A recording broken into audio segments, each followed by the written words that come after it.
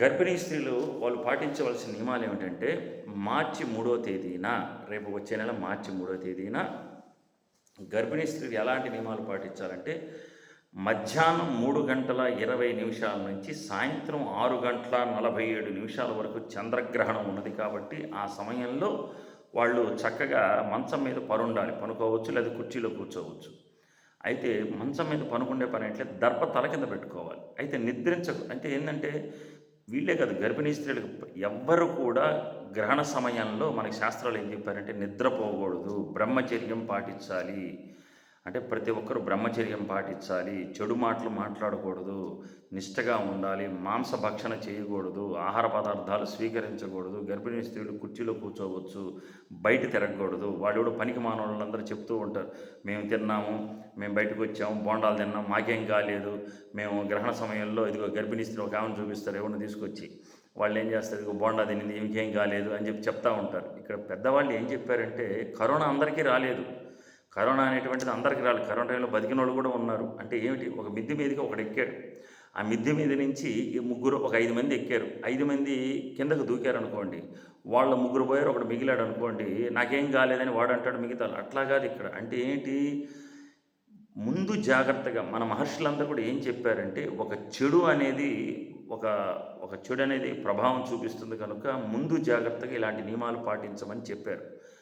ఆ జాగ్రత్తలు అనేవి పాటించమన్నారు అందరూ కూడా. పాము గడిచిన వాళ్ళందరూ చచ్చిపోరు. అట్లాగే మేము బయటకు వచ్చేసి వీడియోలు తీసినంత మాత్రాన్ని గొప్ప విషయం కాదు. కానీ గర్భిణీ స్త్రీలు, ఇది ఈనాటిది కాదు, కొన్ని వందల సంవత్సరాల నుంచి మన హైందవ సాంప్రదాయంలో ఈ ఆచారాలన్నీ కూడా ఉన్నాయి. మహర్షులు ఒక శాస్త్రవేత్తలు వాళ్ళందరూ కూడా ఎన్నో దర్శించి చెప్పినటువంటి మంచి విషయాలు అవన్నీ కూడా, అవి పాటించిన వాళ్ళందరూ కూడా 120 సంవత్సరాలు బతికిన ఉన్నారు పూర్వకాలంలో. మీకు అందరికీ తెలుసు, ఇప్పుడు కూడా ఉన్నారు ఆనాటి వాళ్ళు. కనుక గర్భిణీ స్త్రీలు ఎప్పుడు కూడా మనకి సాంప్రదాయాలు హిందువులు అయ్యుండి మనం తప్పకుండా ప్రతిదీ సాంప్రదాయబద్ధంగా పాటించాలి, ధర్మశాస్త్రాన్ని ఆచరించాలి. కనుక ఈ గర్భిణీ స్త్రీలు అనేటువంటి వాళ్ళు ఏ ఆహార పదార్థాలు కూడా స్వీకరించకూడదు. ఈ ఆహార పదార్థాలని అసలు స్వీకరించకూడదు. ఈ గ్రహణ సమయాల్లో ఆహార పదార్థాలు స్వీకరించకూడదు. వాళ్ళు కుర్చీలో కూర్చోవచ్చు లేదా మంచం మీద కొనుక్కోవచ్చు, కానీ తల కింద దర్భ పెట్టుకోవచ్చు. అట్లాగే ప్రతి ఒక్కరు కూడా ఈ గ్రహణ సమయం చాలా విశిష్టమైనటువంటిది. ఈ గ్రహణ సమయం అనేటువంటిది అట్లాగే గర్భిణీ స్త్రీలు పట్టు స్నానం, విడుపు స్నానం, అంటే 3 గంటల 20 నిమిషాలకి గర్భిణీ స్త్రీలు పట్టు స్నానం చేయాలి, 6 గంటల 45 నిమిషాలు కూడా విడుపు స్నానం చేయాలి. తర్వాత వీళ్ళు అసలు బయటికే రాకూడదు. తర్వాత ఎక్కువగా గర్భిణీ స్త్రీలు అటు ఇటు తిరగకూడదు అసలు.